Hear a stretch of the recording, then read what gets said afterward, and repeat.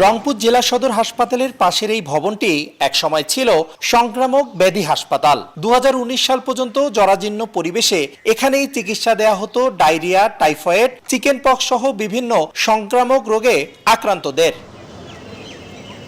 2020 সালে বিভাগটিকে স্থানান্তর করা হয় রংপুর মেডিকেল কলেজ হাসপাতালে। সেখানে একটি ওয়ার্ডে কোনো রকমে চলছে সব ধরনের সংক্রামক রোগের চিকিৎসা।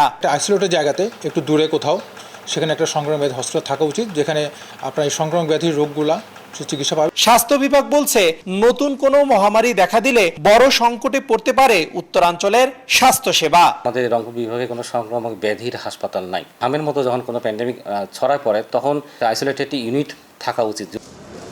বিশেষজ্ঞরা বলছেন, আলাদা কোনো ওয়ার্ডে চিকিৎসা নয়, রংপুরে একটি সংক্রামক ব্যাধি হাসপাতাল এখন সময়ের দাবি।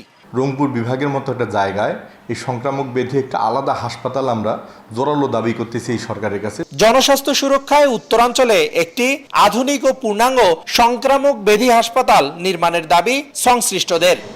রেদওয়ান হিমেল, সময় সংবাদ, রংপুর।